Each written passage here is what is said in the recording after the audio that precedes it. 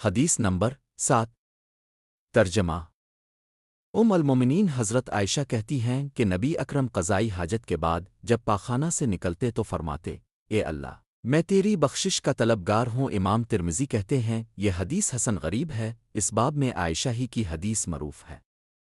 وضاحت: ایسے موقع پر استغفار طلب کرنے کی وجہ یہ ہے کہ کھانا کھانے کے بعد اس کے فضلے کے نکلنے تک کی ساری باتیں اللہ تعالیٰ کے بے انتہا انعامات میں سے ہیں جن کا شکر ادا کرنے سے انسان قاصر ہے، اس لیے قضائی حاجت کے بعد انسان اس کوتاہی کا اعتراف کرے۔ اس موقع کی دوسری دعا سب تعریفیں اس اللہ کے لیے ہیں جس نے مجھ سے تکلیف دہ چیز کو دور کر دیا اور مجھے عافیت دی کے معنی سے اس معنی کی تائید ہوتی ہے۔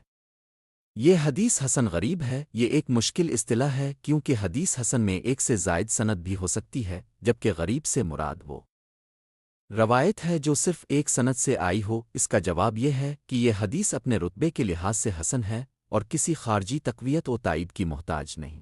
اس بات کو امام ترمذی نے غریب کے لفظ سے تعبیر کیا ہے، یعنی اسے حسن لذاتہ بھی کہہ سکتے ہیں۔ واضح رہے کہ امام ترمذی حسن غریب کے ساتھ کبھی کبھی دو طرح کے جملے استعمال کرتے ہیں۔ پہلے جملہ سے یہ بتانا مقصود ہوتا ہے کہ یہ حدیث صرف ایک طریق سے وارد ہوئی ہے، اور دوسرے سے یہ بتانا مقصود ہوتا ہے کہ یہ روایت ضعیف ہے۔ یہاں حسن سے مراد وہ حسن ہے جس میں راوی متہم بالکذب نہ ہو، اور غریب سے مراد یہاں اس کا ذوف ظاہر کرنا ہے، اور سناد لیس بمتصل کہہ کر اس بات کی طرف اشارہ کیا ہے کہ سند میں انقطاع ہے، یعنی اس کا ذوف خفیف ہے۔ یعنی اس باب میں اگرچہ اور بھی احادیث آئی ہیں لیکن عائشہ کی مذکورہ بالا حدیث کے سوا کوئی حدیث قوی سند سے ثابت نہیں۔